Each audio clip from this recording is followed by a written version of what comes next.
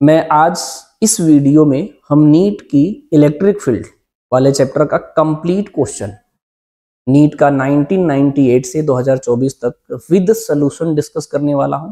ये कंप्लीटली मैं एक साथ आपको प्रोवाइड करेंगे सिस्टमेटिक पैटर्न पे। अगर आप हमारे चैनल को सब्सक्राइब शेयर करते हो, मुझे व्हाट्सएप पे या टेलीग्राम पे भी शेयर करके बता सकते हो कि सर मैं आपका चैनल शेयर कर रहा हूं। क्योंकि देखो बच्चों, मैं आपके लिए काम कर रहा हूं तो आपको थोड़ा सा मेरे लिए काम करना होगा, नहीं तो उन बच्चों के लिए सोचिए फिजिक्स की वजह से जो बहुत परेशान हो, उनको फ्रस्ट्रेट हो रहे होंगे इस समय क्योंकि टाइम कम बचा है। उनको आसानी से ये चीज समझ में आ जाएगा, तो किसी न किसी का भला करेंगे तो आपका भी भला होगा, ये ध्यान रखना। इसीलिए मैं यहाँ पर आपको प्रोवाइड कर रहा हूँ और आपसे मैं कह रहा हूँ, अभी तक मैंने कभी नहीं कहा लेकिन अब मैं कह रहा हूँ, अगर आप सिस्टमेटिकली सारा चाहते हो, क्योंकि बहुत सारे बच्चों को इशू होता है कि हमारे ऑनलाइन पेड बैच भी काफी महंगे हैं तो बच्चे ज्वाइन नहीं कर पाते हैं। अगर आप भी चाहते हो कि मैं यूट्यूब पे NEET, JEE Mains, JEE advance सब कुछ प्रोवाइड करने लगे, तो अगर कोई बच्चा इसमें जेई मेंस या एडवांस का जुड़ रहा है तो मेरे चैनल को शेयर करो। चैनल ग्रोथ देख के मैं डेफिनेटली सारे बैचेस फ्री ऑफ कॉस्ट और बेहतरीन तरीके से लॉन्च करूंगा, जो आपको इतना ज्यादा हेल्प करेगा कि अंदाजा भी नहीं लगा सकते हो, लेकिन आपको थोड़ा हेल्प करना पड़ेगा। तो बस इतना कहूंगा कि कुछ अच्छा करने के लिए मेहनत बहुत जबरदस्त करनी पड़ती है, तो आप लोग लगे रहिए, मैं लास्ट तक आपके साथ लगा रहूंगा। ठीक है बच्चों, तो इस वीडियो को हम स्टार्ट करते हैं। स्टार्ट करने से पहले जितने बच्चे पहले आज नए जुड़ रहे हैं, चैनल को पहले सब्सक्राइब कर लो और हो सके तो पहले शेयर कर लो, नहीं तो भूल जाओगे, ताकि बाकी दोस्तों को भी पता चल जाए। मैं इस तरीके से और काम करने में मजा आ जाए, और मैं इसके व्यू भी वॉच करूंगा, देखूंगा कितने लोग इससे जुड़ रहे हैं। कमेंट जरूर करिएगा, अगर आपको वीडियो अच्छा लगा होगा तो कमेंट जरूर कर दीजिएगा, तो मुझे लगेगा नहीं इस टॉपिक पे काम कर। ठीक है, तो ये वीडियो स्टार्ट करते हैं। इलेक्ट्रिक फील्ड एंड चार्ज वाले चैप्टर में कंप्लीट एनालिसिस करने वाले हैं। इस चैप्टर से अब तक किन किन फॉर्मूले पे क्वेश्चन पूछा गया है, ठीक है, ये सारा डिटेल्ड में डिस्कस करेंगे और ये मैं फॉर्मूला दिखाऊंगा। ठीक है, साथ में क्वेश्चन के सलूशन भी मैं डिस्कस करूंगा, बिल्कुल कम से कम टाइम में। अगर आपको इस तरीके का वीडियो चाहिए तो इस तरीके का मैं पेड भी सिस्टम चालू कर दिया हूं, गूगल मीट से मैं इसकी क्लास लूंगा, ताकि बिल्कुल कम टाइम में नीट का विद एनालिसिस आपको सलूशन मिल जाए, सबसे कम से कम लेक्चर में। इसमें हम वो नहीं पढ़ाने वाले हैं कि सिर्फ इंपॉर्टेंट पढ़ा देंगे, A to Z डिस्कस करने वाला हूँ, कुछ भी मिसिंग नहीं रहेगा। यानी सवाल कहीं से भी पूछा जाए तो आप डिटेल में उसको डिटेल्ड में आप उसे एनालिसिस करके पढ़ के जाइए तो ज्यादा हेल्पफुल रहेगा। ठीक है, देखो इसको बात करते हैं। अगर मैं कूलॉम्स लॉ वाले टॉपिक पे अगर हम बात करेंगे तो कूलॉम्स लॉ को आपको फॉर्मूला पता ही होगा कि एयर में फॉर्मूला होता है 1/4 pi epsilon not Q1 Q2 upon R square. लेकिन जब किसी अदर मीडियम में निकालते हैं जिसका डाई इलेक्ट्रिक कांस्टेंट K होता है, तो यहाँ पर K आ जाता है, तो K को मैंने कॉमन ले लिया तो एयर वाले को K से डिवाइड कर देंगे। इस फॉर्मूले पे भी नीट में सवाल पूछा गया है। दूसरा, इसकी वैल्यू इतना होता है, K को बोलते हैं डाई इलेक्ट्रिक कांस्टेंट, और ग्रेविटेशनल का फॉर्मूला होता है कि दो कोई मास है तो उसके बीच में लगने वाला ग्रेविटेशनल फोर्स Gm1m2 अपन R स्क्वायर। ये भी इस चैप्टर में इस्तेमाल हुआ। जितने टर्म्स यूज हुए मैं डिटेल्ड में बात करूंगा कि इतने टर्म यूज हुए हैं अब तक, और 1988 से 2024 तक के सारे क्वेश्चन इस चैप्टर के डिस्कस करूंगा। जी की वैल्यू मैंने मेंशन कर दिया हूं क्योंकि पेपर में कभी कभी नहीं देता है। उसके बाद अगर हम बात करेंगे Q = NE इस्तेमाल हुआ है। आपको किसी इलेक्ट्रिक फील्ड में किसी चार्ज को ड्रॉप कर देते हैं तो यहाँ इफेक्ट ऑफ ग्रेविटी, जी की वैल्यू 9.8 होता है, बहुत कम होता है तो उसे नेग्लेक्ट मान लेते हैं, उसका यूज नहीं करते हैं। तो Q = ME से हम एक्सेलरेशन निकालते हैं QE/m, तो टाइम निकालते हैं 2h/a, तो a की वैल्यू यहाँ रख दो तो ये फॉर्मूला बना। इसके इस्तेमाल करके भी सवाल पूछा गया है। एवरेज स्पीड, एवरेज वेलोसिटी के फॉर्मूले पे भी सवाल इलेक्ट्रिक फील्ड वाले चैप्टर में पूछा गया है। Work energy theorem W = delta K इस्तेमाल करके भी क्वेश्चन पूछा गया है। वर्क डन निकालेंगे इलेक्ट्रिक फील्ड में तो QE फोर्स हो गया into D, K final minus K initial. Positive charge से इलेक्ट्रिक फील्ड लाइंस दूर जाती है, माइनस चार्ज के पास आती है। इस इलेक्ट्रिक फील्ड लाइंस ड्रॉ करने वाले पे भी क्वेश्चन आपको मिलेगा इसमें, है ना। उसके बाद करेंगे इलेक्ट्रिक फील्ड का। इलेक्ट्रिक फील्ड में टॉपिक हम वो बात कर रहे हैं जिसपे अब तक सवाल आए हैं। इसके बाद मैं जिस टॉपिक पे आने की प्रोबेबिलिटी है और जो टॉपिक पे क्वेश्चन नहीं आया है उसको भी हम बात करेंगे उसको अगले लेक्चर में। लेकिन जो मेरा बैच ज्वाइन किया रहेगा दोनों डिटेल में साथ में डिस्कस करेंगे। इस टॉपिक पे ये क्वेश्चन आया, इस टॉपिक पे अब तक क्वेश्चन नहीं आएगा, पूरा डिटेल। बस हम इस वीडियो को आपको इसलिए प्रोवाइड कर रहे हैं कि आप देखिए और समझिए। दो तरीके से है, आप हमें पेड भी ज्वाइन कर सकते हैं, अदरवाइज मेरे चैनल को शेयर सब्सक्राइब करिए। जितने ज्यादा से ज्यादा ग्रुप में आप लोग शेयर करेंगे, जितना जबरदस्त चैनल ग्रो होगा, तो हम A to Z पूरा कंप्लीट फ्री ऑफ कॉस्ट आपको प्रोवाइड करेंगे। वो भी उसमें कुछ भी कटिंग नहीं रहेगा कि ये इंपॉर्टेंट हो इंपॉर्टेंट, सब A to Z complete analysis कम से कम टाइम में इजी फॉर्मेट में हम आपको प्रोवाइड करेंगे। देखो, अगर चार्ज रिंग पर डिस्ट्रीब्यूटेड है तो इस पे सेंटर पे इलेक्ट्रिक फील्ड कितना होता है हमारा, 0 होता है। अगर बात करेंगे कि ये चार्ज है सर्कुलर आर्क, तो इसका E का फॉर्मूला होता है 2k लेमडा अपॉन r। के क्या होता है, linear charge density into sine theta by 2 है। F इक्वल टू क्यू इस्तेमाल होता है, equal value Q by M, अभी पीछे मैंने दिखाया है ना। अच्छा, इलेक्ट्रिक डाइपोल में आएंगे तो पोलर नॉन पोलर के बारे में पूछ लेता। पोलर क्या होता है, जिसके पास परमानेंट डाइपोल मोमेंट होता है पहले से। दूसरा, डाइपोल मोमेंट कैसे निकालते हैं, माइनस क्यू और प्लस क्यू होता है, इसके बीच का गैप मैंने डी माना हूं। आप पेपर में बोर्ड का या एनसीईआरटी सॉल्व करते हो तो 2a या 2l मानता, मैंने डी माना हूं, डिस्टेंस दोनों चार्ज के बीच का। तो डाइपोल मोमेंट होता है P equal to Q D, vector इसलिए लगाया हूं नेगेटिव से पॉजिटिव हो, डाइपोल मोमेंट का डायरेक्शन होता है। इलेक्ट्रिक फील्ड निकालते हैं डाइपोल की वजह से एक्सिस पे और इक्वेटोरियल पॉइंट पे, ये होता है K2P अपॉन r की पावर 3, KP अपॉन r की पावर 3। ये एट एनी एंगल भी लिखते हैं, लेकिन उसमें बेस्ड ऑन क्वेश्चन नहीं मिला, तो जितने पॉइंट पे क्वेश्चन मिला है वो मैं लिखा हूं, ठीक है। उसके बाद अगर हम बात करेंगे dipole in a uniform external electric field में जब रखते हैं तो इस पे टॉर्क लगता है P cross E। Tau equal to P sine theta होता है, P के जगह Q इंटू डी रख देंगे तो tau P Q D E sine theta हो जाएगा हमारा, यानी टाउ की value Q D E sine theta हो जाएगा। एंगल दिया रहता, इस पे भी बेस्ड ऑन सवाल नीट में पूछा गया है। उसके बाद हम इलेक्ट्रिक फ्लक्स का बात करेंगे तो फाई इक्वल टू ये होता है। अक्सर ऐसा फिगर बना के बार बार इलेक्ट्रिक फ्लक्स पूछा है, अरे भाई जब उसके पैरेलल जाएगा उसे पास ही नहीं करेगा तो फ्लक्स 0 होगा ना, क्यों माथापच्ची करना। अब देखो, इधर से गया इधर से निकला, तब फ्लक्स एक लाइन पास होगा तो एक, दो लाइन पास होगा तो दो। ध्यान से समझिएगा, किसी एंगल पे होगा तो ये cos थीटा लगा लेंगे हम लोग, है ना। उसके बाद देखो गॉस में बात करेंगे। गॉस थ्योरम क्या होता है, close integral E dot D equal to Q in closed upon epsilon naught होता है। इसमें अक्सर क्यूब का ही सवाल पूछा है। क्यूब के सेंटर पे अगर हम चार्ज रखते हैं तो टोटल फ्लक्स कितना होता है, क्यू अपॉन एप्सिलॉन नॉट। लेकिन इसमें कितने फेस होते हैं, 6। अगर एक फेस से पूछता है तो क्यू अपॉन 6 एप्सिलॉन नॉट हो जाएगा।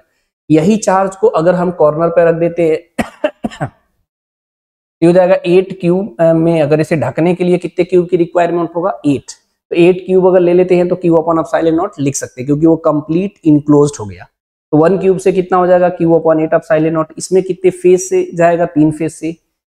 पैरेलल वाले से तो क्रॉस करेगा नहीं, अपोजिट के 3 फेस से जाएगा, तो 1 फेस से Q upon 3 into 8 epsilon not, Q upon 24। इस पे बेस्ड ऑन सवाल पूछा गया है आपसे, है ना। उसके बाद करें एप्लीकेशन में गॉस में तो सेल का पूछा गया है या हॉलो कंडक्टर कह दे, ठीक है। तो चार्ज इसके सरफेस पर रहता है, बाहर इलेक्ट्रिक फील्ड निकालोगे K Q upon R square, surface पे K Q upon R square, अंदर 0 होता है। इनफाइनाइट चार्ज डिस्ट्रीब्यूशन लाइन पे ई की value 2k lambda upon are होता है। इतने पैटर्न पे नीट में अब तक सवाल पूछा गया है। इस सवाल में यही तो पूछा है कि एक charge plus Q minus Q है, इसके बीच का डिस्टेंस आर है। कह रहा है इसमें से 25% चार्ज इसमें ट्रांसफर कर देते हैं तो इसके बीच में लगने वाला फोर्स क्या होगा। तो परसेंटेज निकाल लिया हूं इसका, 25% Q/4 इसमें से निकाल दिया हूं। इसका ऐसा सिचुएशन बना 3Q/4 माइनस 3Q/4, 3/4 3/4 बाहर ले लिया, तो F KQ upon R square को ही तो F बोलेंगे, तो 9/16। मतलब कूलोम्स लॉ का इस्तेमाल करके बेसिक फंडामेंटल के ही तो सवाल बने। तो ये C ऑप्शन हो गया। इसमें क्या पूछा है, इसमें बोल रहा है कि जो हाइड्रोजन एटम है उसमें नेट फोर्स 0 है। मतलब इन दोनों के बीच में कह रहा है कि ग्रेविटेशनल फोर्स लगेगा, ये दोनों एक दूसरे को रिपेल करेगा तो इलेक्ट्रिक फोर्स लगेगा। तो अगर ये इक्विलिब्रियम पे है तो इसमें कह रहा है कि चार्ज में इलेक्ट्रॉन और प्रोटॉन में स्लाइटली चार्ज का डिफरेंस है, वो है कितना, डेल्टा ई। तो वो कह रहा है डेल्टा ई बता दीजिए। एक्चुअल में क्या है इसको आप ऐसे भी समझ सकते हैं, ऐसे दिया है इलेक्ट्रॉन का चार्ज माइनस ई दिया, प्रोटॉन का ई प्लस डेल्टा ई, दोनों को ऐड करेंगे तो क्यू की वैल्यू डेल्टा ई आएगा। ये ध्यान से समझना, यानी चार्ज जो डेल्टा ई आएगा, यानी ये जो बन रहा है सिचुएशन डेल्टा ई बन रहा है, तो यहाँ पर इक्विलिब्रियम पे लाना है, तो जितना फोर्स इधर उतना फोर्स इधर, ग्रेविटेशनल फोर्स अट्रैक्ट करेगा और प्लस डेल्टा ई ये रिपल करेगा, तो इलेक्ट्रिक फील्ड रिपल करेगा। तो यहाँ पे या तो यहाँ पे बैलेंस करो या तो यहाँ, बेसिक फंडामेंटल है। तो यह एफ ई की value 1/4 pi epsilon naught delta E into delta E upon R square, F G G mass of hydrogen into mass of hydrogen upon D square, दोनों साइड से डी स्क्वायर कट गया। उसके बाद इसे सिर्फ simplify किया हूँ, 1/4 पाई एप्सिलॉन नॉट की वैल्यू रखो, जी की वैल्यू रखो, मास ऑफ हाइड्रोजन रखो, डेल्टा ई रूट में बन गया। बहुत सारे बच्चे नीट में सोचेंगे सर ये तो बहुत लेंदी सवाल है, हमारे बस की बात नहीं है। बच्चों ये बहुत इजी सवाल होता है। एक्चुअल में आंसर देखिए, इस तरीके से कैलकुलेट करो तो इधर वाले कैलकुलेशन की जरूरत नहीं पड़ेगा, क्योंकि इतना आइडिया लगना चाहिए। 6 ऊपर लगभग आ रहा, नीचे 9। पावर को मैंने सब एक साथ सोल्व किया, 10 की पावर -37 बाहर आया, तो यानी 10 की पावर -37 आंसर आ गया। हाँ, अगर इसके क्वेश्चन में 10 की पावर -36, 10 की पावर -38 या इसके आसपास भी अगर कोई आंसर होता, तब मैं भी कह सकता हूं कि तब उस सवाल को या तो लास्ट में करिए या तो प्रॉपर कैलकुलेट करने के बाद करिए। लेकिन आंसर जब दूर दूर हो 20, 23, 47, तो इसका इतना ज्यादा वेरिएशन थोड़ी ना होगा। टिक करो, आगे बढ़ो। प्रॉपर कैलकुलेट करना चाहते हो तो बिल्कुल कर सकते हो, अदरवाइज मेरा एडवाइस यही रहेगा। अगले सवाल में देखो, इसमें कह रहा था कि दो चार्ज है, दोनों कॉमन पॉइंट से सस्पेंडेड है, तो रिपल्सन की वजह से दूर दूर हो जाएगा। उसके बाद कह रहा है चार्ज लीक करने, और जब चार्ज लीक करने लगा है तो धीरे धीरे पास आएगा। तो कह रहा है जिस स्पीड से आएगा और उसके बीच का गैप x, उसमें रिलेशन क्या एस्टेब्लिश होगा, ये बता दीजिए। तो इसे कुछ नहीं करना है, जनरली आप इसको इसको ऐसे कर सकते हैं। आप यहाँ पे आप टेंशन बनाएंगे तो फ्री बॉडी डायग्राम बना लीजिए। इलेक्ट्रिक फोर्स इधर लगेगा और ये टेंशन का कंपोनेंट लिया, mg नीचे लगेगा, इसको मैंने बैलेंस किया। तो यहाँ से t sin थीटा और t cos थीटा की वैल्यू डिवाइड किया, tan थीटा की वैल्यू ही है। आपको पता है थीटा बहुत स्मॉल है, तो tan theta sin theta equal होता है, तो angle equal to arc upon radius किया। एंगल यहाँ पे मैंने 2 थीटा माना, तो 2 theta equal to x upon 2l, तो थीटा x अपॉन 2l यहाँ पर इसके बराबर कर दिया। जैसे ही इसे बराबर किया, हमको मतलब है q और x से, तो इसको मैंने क्या किया, Q square equal directly proportional to x की पावर 3 लिखा, स्क्वायर इधर किया तो 3/2 हो गया। इसको डिफरेंशिएट कर दो, डिफरेंशिएट करोगे dq/dt हो जाएगा 3/2 x की पावर 3/2 -1, और x को t के रेस्पेक्ट में dx/dt, तो ये वेलोसिटी हो गया, x हो गया इसकी पावर, इधर तो सब कांस्टेंट है, dq/dt क्वेश्चन में बोला कांस्टेंट है, तो ये हो गया v directly proportional to 1/x की पावर 2, तो v ऊपर जाएगा तो x की पावर -1/2 आ जाएगा। यानी इसका आंसर अगर हम लोग टिक करेंगे तो ए ऑप्शन करेक्ट हो जाएगा।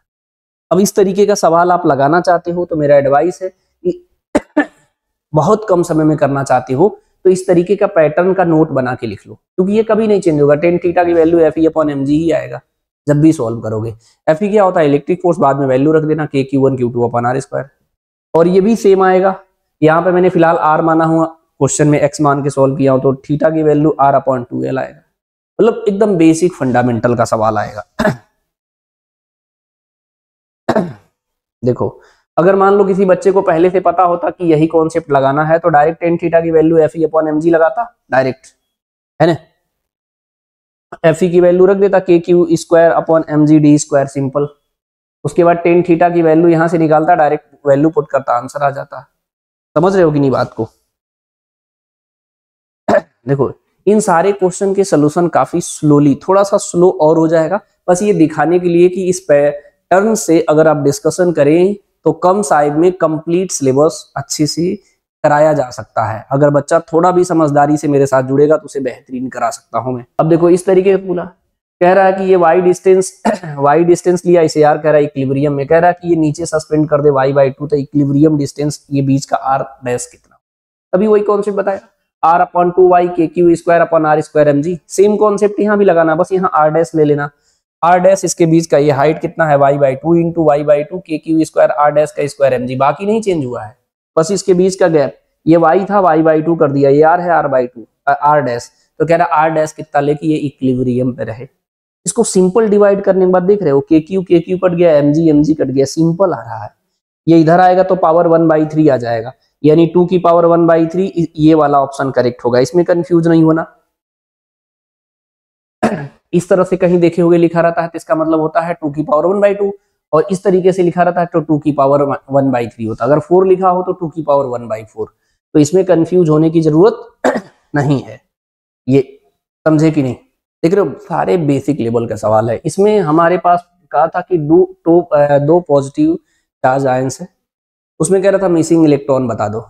तो मान लो ये कितना है हमारा, डी डिस्टेंस पे है, तो इसमें कूलम्ब्स लॉ लगाओ 1/4 pi epsilon not q square upon d square. q निकल गया, q इक्वल टू n, तो n की वैल्यू q/e नहीं हो गया। e को ऑप्शन में अंदर लिया है तो अंदर ले जाओगे तो e स्क्वायर हो जाएगा, तो c ऑप्शन करेक्ट हो गया। मतलब सवाल समझे, आंसर आ गया आपका, है ना? देखो ये तो सिर्फ फॉर्मूले पे पूछा था कि अगर किसी दूसरे मीडियम में, अगर अभी बताए थे इसीलिए स्टार्टिंग में बता दिया था, फोर्स का फॉर्मूला यहाँ पर अब साइलेंट नॉट के हो जाता है। तो ये कितना हो गया, एयर में कूलम्ब्स लॉ लगाओगे, दो चार्ज के बीच में जो फोर्स लगेगा, अगर किसी दूसरे मीडियम में लगाओगे तो उसे डाइलेक्ट्रिक कांस्टेंट से डिवाइड कर दोगे तो के टाइम्स डिक्रीज हो गया, तो सी ऑप्शन करेक्ट है। इसमें बोला है कि अगर 3 चार्ज रखा है और स्मॉल क्यू रखा है उसके सेंटर पे, तो कह रहा है कि अगर इक्विलिब्रियम पे इसे रखना है, इक्विलिब्रियम में अगर ये रहेगा तो स्मॉल क्यू की वैल्यू बता दो। तो देखो ये प्लस है तो रिपेल करेगा तो फोर्स इधर लगेगा, तो इसे माइनस होना पड़ेगा तभी तो फोर्स अट्रैक्ट करेगा, क्योंकि जितना फोर्स इधर लगेगा उतना फोर्स इधर लगेगा, तभी तो इक्विलिब्रियम पे होगा, नहीं तो इक्विलिब्रियम में नहीं होगा। तो डायरेक्शन तो समझ में आ गया, माइनस होगा। अब दोनों फोर्स को मैंने इक्वल कर दिया डायरेक्ट।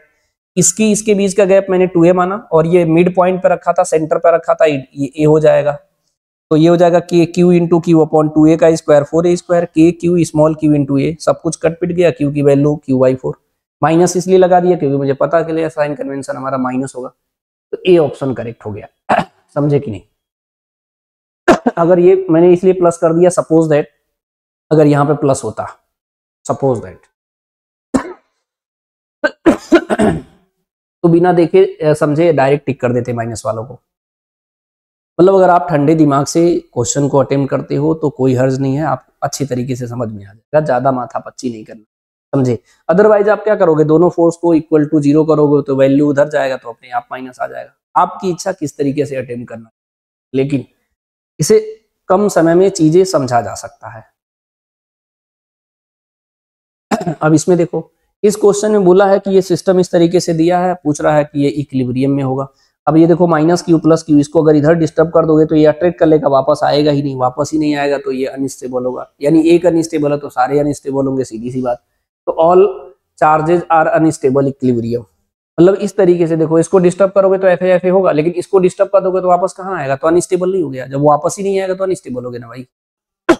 यही कह रहे थे। देखिए मैं इतना भारी भरकम सोल्यूशन में बताया हूँ, ये ध्यान रखना, क्योंकि जब मैं स्लो पैटर्न में बताता हूँ, मान लो कोई 10th पास बच्चा है तो धीरे धीरे बता, लेकिन अगर आप पास आउट हो, आपके पास थोड़ा सा समझ है, तो आप आसानी से कर सकते हो। √2h/a करना है, a की वैल्यू q/m, जैसे ही करोगे तो इस तरीके का फॉर्मूला बन जाएगा 2hm/q। फ्री फॉल का क्वेश्चन है, E same, Q same, H same, 2 same, तो m पे डिपेंड करेगा। पूछा है कि फ्री फॉल एक बार इलेक्ट्रॉन को ड्रॉप किया है, एक बार प्रोटॉन को इलेक्ट्रिक फील्ड में, समझे? तो बोल रहा है कि कौन कम मतलब पहले पहुंचेगा, the time fall the electron will comparison to the time fall in proton. तो ये बताओ, इलेक्ट्रॉन का मास इतना है, प्रोटॉन का मास इतना, इसका मास कम है तो इसका टाइम कम आएगा। यानी सीधे सीधे आंसर हो जाएगा time fall of the electron is comparison to time fall of proton is smaller. मतलब इलेक्ट्रॉन का स्मॉलर होगा इन कंपेरिजन टू प्रोटॉन। तो सीधे इसको टिक करा, आगे बढ़ो। अदरवाइज ये पूरा बाई मेथड करना चाहते हो तो इस तरीके से कर सकते हो, नहीं अदरवाइज पूरा दोनों अलग अलग निकाल के आप करना चाहते हो तो ऐसे भी कर सकते हो। फिर यहाँ डिवाइड करोगे, फिर वैल्यू निकलेगा।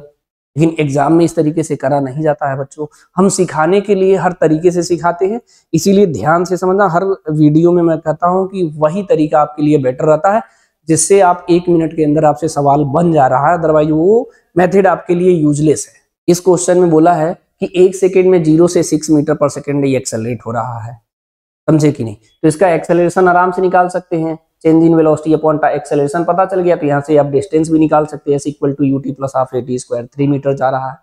उसके बाद कह रहा है कि डायरेक्शन बदल दे रहा है, 1 सेकेंड बाद डायरेक्शन इसका बदल दिया, तो डायरेक्शन बदल दिया तो उसमें रिटार्डेशन हो जाएगा, तो 6 मीटर पर सेकेंड से फिर 0 आने में 1 सेकेंड लगेगा। 3 सेकेंड में पूछा है एवरेज स्पीड और एवरेज वेलोसिटी बता दीजिए। तो 1 मीटर गया, 3 मीटर गया, s बराबर ut plus half at square से, फिर अगले 3 मीटर पर रेस्ट में आ जाएगा, लेकिन इलेक्ट्रिक फील्ड इधर है तो इधर हमारा एक्सेलरेट होने लगा। फिर 1 सेकंड में 3 मीटर चलेगा, 3 3 3। अगर डिस्टेंस की बात करें तो 9 आएगा, लेकिन डिस्प्लेसमेंट की बात करेंगे तो ये इनिशियल पॉइंट है, ये फाइनल पॉइंट है, इसके बीच का गैप डिस्प्लेसमेंट होता तो 3 हो गया। सिंपल। डिस्टेंस 3 + 3 + 3/3 करोगे टोटल टाइम तो 3 मीटर पर सेकेंड आ गया, लेकिन एवरेज वेलोसिटी नेट डिस्प्लेसमेंट कितना आएगा 3/3 तो 1 मीटर पर सेकेंड, टाइम तो 3 ही लेंगे। ऑप्शन पर क्वेश्चन सोल्व करते समय ध्यान दीजिएगा, पहले एवरेज वेलोसिटी लिखा है, यानी पहले 1 ढूंढना है। 1 यहाँ पर है, 3 यहाँ पर है, तो बी ऑप्शन टिक करो, आगे बढ़ो। मैं क्वेश्चन को नहीं रीड कर रहा हूं क्योंकि कम टाइम में मैं आपको एनालाइज कराना चाह रहा हूं कि इस तरीके का आपको लेक्चर चाहिए या नहीं चाहिए। इस तरीके का 2 तरीके से मैं यूट्यूब पे मैंने बताया बिल्कुल फ्री ऑफ कॉस्ट प्रोवाइड करेंगे, लेकिन अब एकदम 100% जितना ज्यादा से ज्यादा कोई भी अपने ग्रुप पे शेयर करेगा मुझे व्हाट्सअप जरूर करके बताया कि मैं सर शेयर कर रहा हूँ चैनल।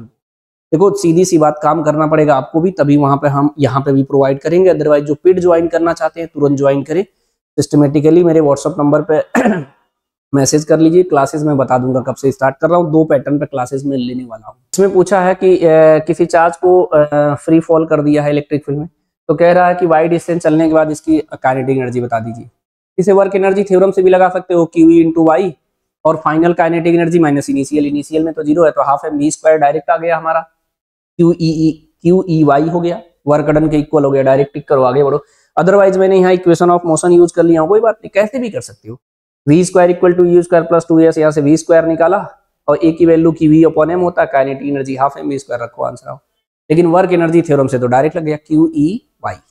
तो कई तरीके से मैं क्वेश्चन को करवाता हूँ, अगर आप हमसे जुड़ोगे तो आपके लिए बहुत हेल्पफुल रहेगा। और ये वीडियो अगर आपको समझ में आ रहा हो तो ठीक है, अगर फास्ट होगा तो मुझे एक बार जरूर बताइएगा। नेक्स्ट वीडियो में इससे स्लो पैटर्न पे आपको प्रोवाइड करूंगा, देखिए ऑब्जर्व करिए आपके लिए कितना हेल्पफुल हो सकता है ये लेक्चर। यहाँ पे देखो लाइंस पास आ रही है, यानी ये भी नेगेटिव है, ये भी नेगेटिव है, बोथ आर नेगेटिव है ना, ऐसे भी क्वेश्चन पूछा है।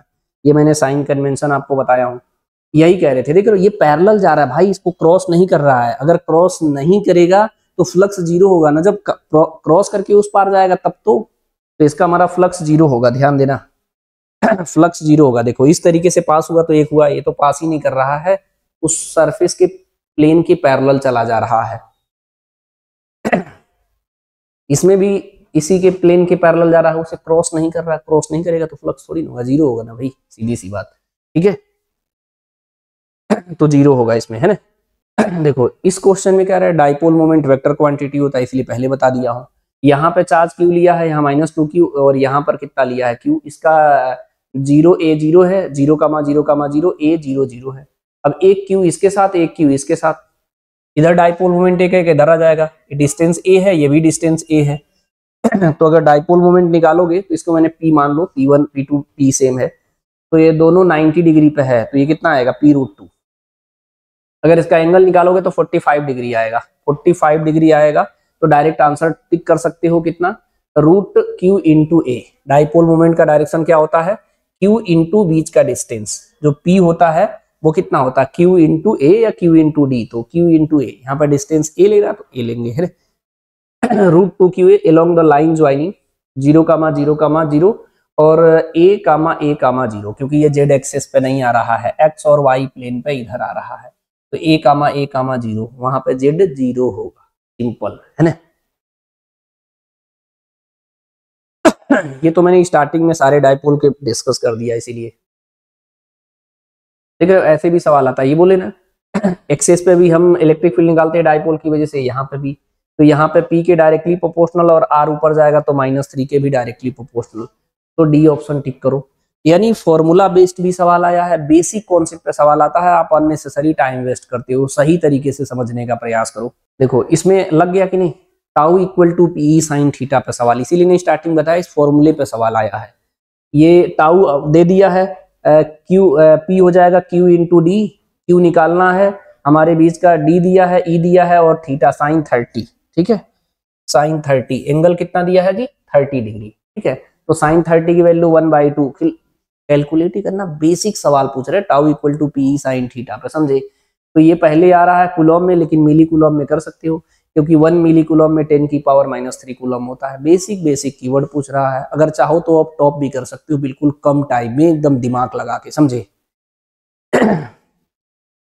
देखो अगली बार फॉर्मूला ही पूछ लिया, tau equal to P cross E, इसीलिए मैं सारा दिखा दे रहा हूँ, एक बार दिखा दे रहा हूँ। आप लोग कहोगे तो इसे स्लोली मैं डिस्कस करके भी नेक्स्ट टाइम से डालूंगा। आज पूरा कौन किस किस कॉन्सेप्ट पे क्वेश्चन आया है मैं फास्टली थोड़ा बहुत डिस्कस कर दे रहा हूँ। देखिए ऑब्जर्व करिए कि किस तरीके से सवाल पूछे जाते हैं।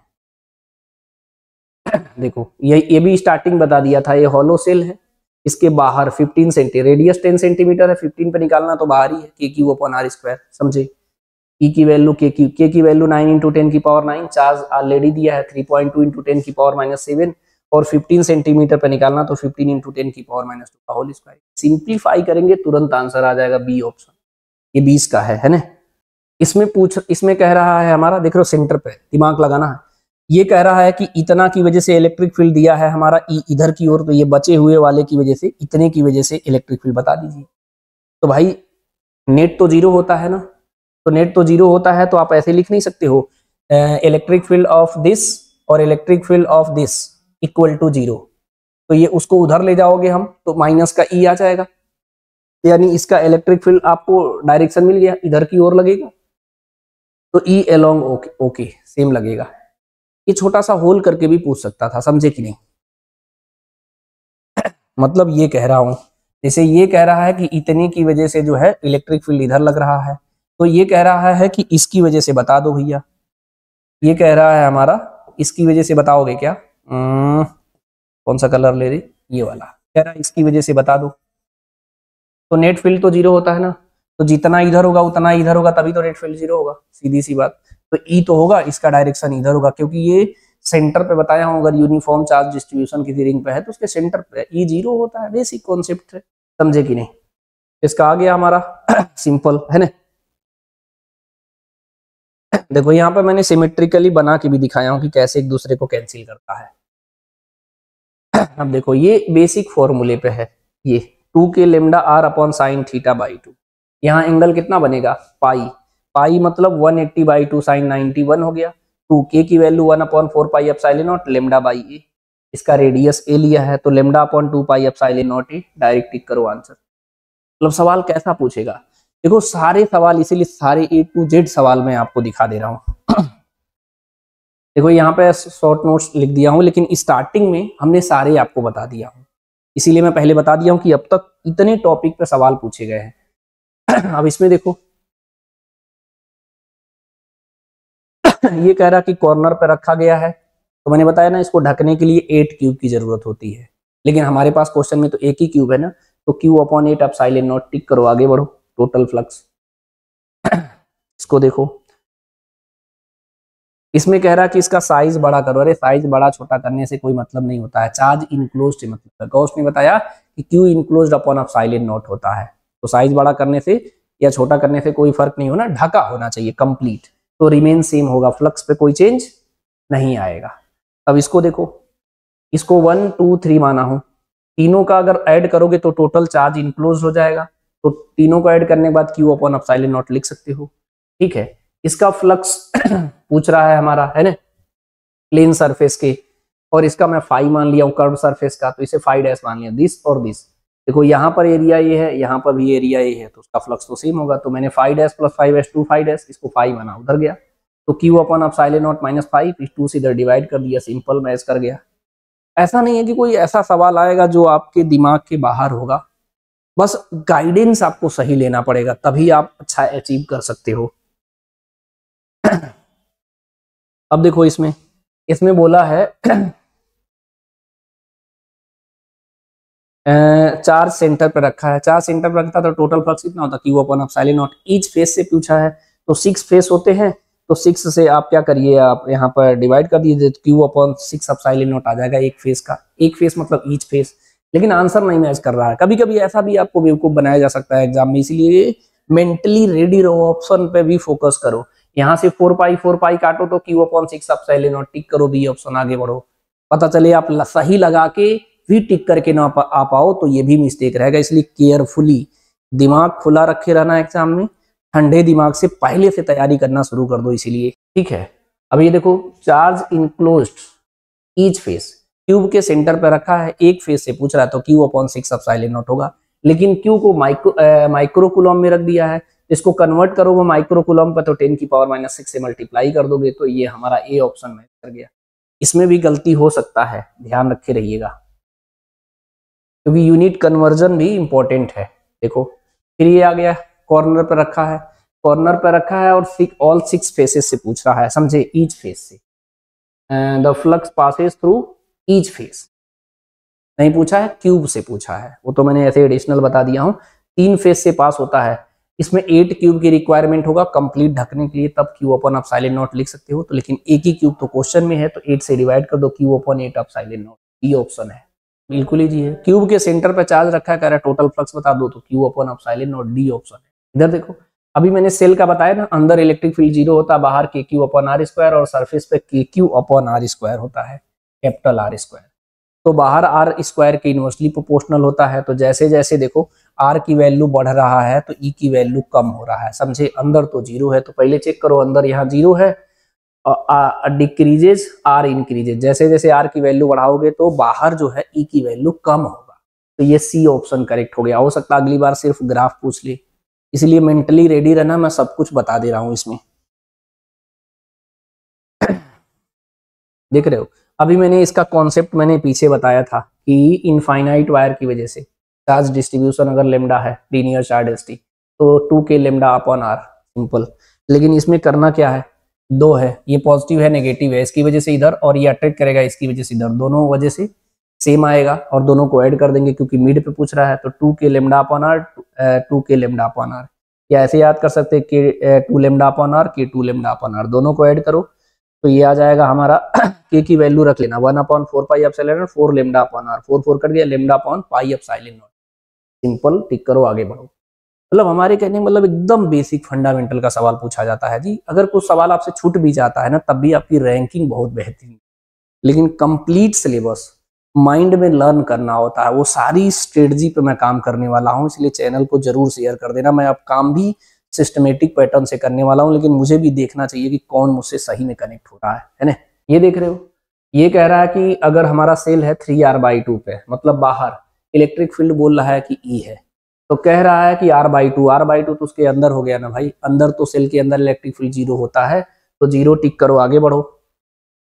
देख रहे हो, इसमें कह रहा है कि हॉलो इंसुलेटिंग कंडक्टिंग स्फीयर है, ये कह रहा है हॉलो इंसुलेटेड पॉजिटिव कंडक्टर है, उसके सेंटर पे इलेक्ट्रिक फील्ड पूछ रहा है, पता सेंटर पे, अंदर तो इलेक्ट्रिक फील्ड 0 होता है ना, तुरंत टिक करो, आगे बढ़ो। 21 में कैसे सवाल आया है वो भी अब देखना, अब इधर के थोड़े रिसेंट के मैं डिस्कस करूंगा। 21 में सवाल कैसे आया है कि ये कह रहा है कि एक इलेक्ट्रॉन है, ये प्रोटॉन है, इसके म्यूचुअल अट्रैक्शन की वजह से, ठीक है, इसमें कह रहा है कि इलेक्ट्रॉन का एक्सेलरेशन बता दो भाई। तो mutual attraction force F = k q1 upon r square से लगेगा, और F = ma होता है, तो acceleration mass upon force upon mass, force के E square upon R square से लग गया है। सिंपल कैलकुलेशन है, 1.6 ऐसी वैल्यू है कि कट भी जा रहा है, सॉल्व करने के बाद ऊपर नीचे से कट गया तो 10⁻22, टिक करो, आगे बढ़ो। अगर आपके थोड़े से भी कैलकुलेशन अच्छे हैं तो आप बहुत अच्छा स्कोर कर सकते हो, ठीक है। ये कह रहा polar molecules are the molecule, polar molecule के बारे में पूछ रहा है, ऑप्शन दिया है having permanent electric dipole moment, सही बात है, पहले से उसमें परमानेंट इलेक्ट्रिक डाइपोल मोमेंट होता है। इस क्वेश्चन में देख रहे हो, ये कह रहा है कि इलेक्ट्रॉन प्रोटॉन में इलेक्ट्रिक फोर्स और ग्रेविटेशनल फोर्स का रेशियो दिया है, कितना, ये ऑलरेडी दिया 2.4 × 10⁻39। तो ये कह रहा प्रोपोर्शनलिटी कांस्टेंट का रेशियो बता दो भाई, फॉर्मूला यही है ना, K E square upon R square रहेगा, F G M E M P upon R square, दोनों को डिवाइड कर दो। जैसे डिवाइड करोगे तो एम ई एम पी को इधर कर लो, और ये जो है ई स्क्वायर को इधर कर लो, तो यहाँ हो जाएगा के अपॉन जी। ये दोनों का रेशियो दिया है, मास ऑफ इलेक्ट्रॉन पता है, मास ऑफ प्रोटॉन पता है, ई आपको पता है 1.6 × 10⁻90, जैसे क्वेश्चन में भी मेंशन है। इसे सिंपल डिवाइड करना, डिवीजन बहुत इजी है, कैलकुलेट करने के बाद 10⁻20 आ जा रहा है इजीली। ऐसे क्वेश्चन को तो देख के भी टिक करा जा सकता है, जैसे 10 की पावर पहले 19 आया, पूरा सॉल्व भी मत करो। अब बताओ ये सॉल्व करने के बाद इतना बिग चेंज थोड़ी ना आ जाएगा कि 10 या 10⁻30 या 10⁻40 बता देगा। मतलब अगर आपके अप्रोक्सीमेशन स्ट्रॉन्ग है तो 90% सवाल तो ऐसे लग जाएगा। एक ही दो सवाल ऐसा होगा जिसका ऑप्शन बिल्कुल पास पास होगा, उसे थोड़ा सीरियसली करिएगा या लास्ट में करिएगा, ठीक है। इसमें देखो, इसमें इलेक्ट्रिक डाइपोल मोमेंट ये कह रहा कि यार बहुत ज्यादा है, ई की वैल्यू के 2p/r⁻3 होता है, तो इसको नेग्लेक्ट कर सकते हो, तो ई डायरेक्टली प्रोपोर्शनल टू 1/r⁻3 हो जाएगा, ऑप्शन टिक करो, है ना।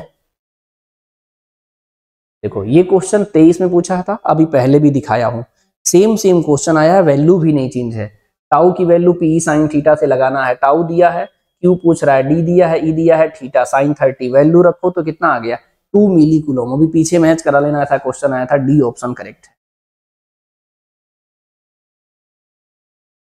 इसमें कह रहा है E dot D S over a surface, ये कह रहा है कि close integral E dot D A equal to 0 है, यानी इसके कहने का मतलब जितना फ्लक्स उसमें गया उतना टोटल निकल गया, तो नेट फ्लक्स 0 हो गया। इसी बात, क्योंकि जब फ्लक्स जाता है तो नेगेटिव होता है और फ्लक्स निकलता है तो पॉजिटिव होता है, अगर वो दोनों इक्वल है तो सम करोगे तो 0 हो जाएगा। तो पहला ही ऑप्शन करेक्ट हो गया इसका, है ना। The number of flux lines entering the surface must be equal to the number of flux lines leaving it, मतलब जितना उसमें गया उतना ही निकल गया, समझे कि नहीं। जैसे अब किस एंगल पे जा रहा है वो मैटर नहीं करता, यहाँ जाने वाला फ्लक्स जो है हमारा नेगेटिव होगा, यहाँ निकलेगा पॉजिटिव होगा, तो टोटल फ्लक्स हमारा 0 हो गया। देखो मैंने ये भी क्वेश्चन अभी पीछे पूछा था, जस्ट रिपीट किया है, समझे कि नहीं बोलो। इसमें पूछ रहा है कि सेंटर पे चार्ज क्यू रखा गया है, Q micro coulomb, each phase से पूछ रहा है, तो क्यू अपॉन एप्सिलॉन नॉट होता है, लेकिन एक फेज से निकालेंगे तो क्यू अपॉन 6 एप्सिलॉन नॉट, लेकिन क्यू माइक्रो कूलम में दिया है तो 10 की पावर -6 से मल्टीप्लाई करेंगे, बी ऑप्शन मैच कर जाएगा, है ना।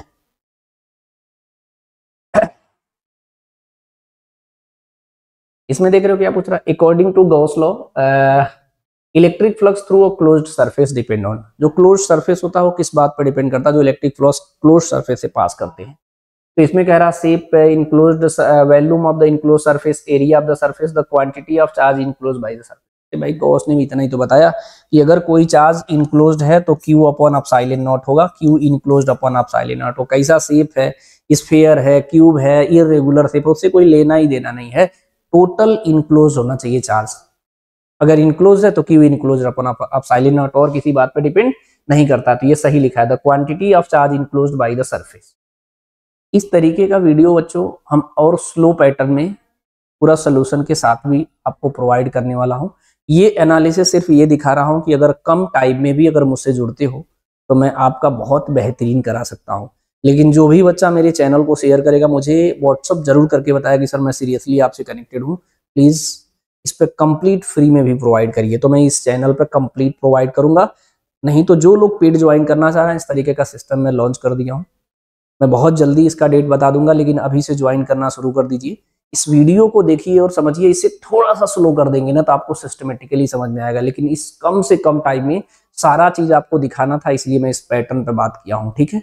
इस वीडियो को यहीं पे एंड करता हूँ, लेकिन चैनल को सब्सक्राइब और शेयर जरूर करिएगा। All the best.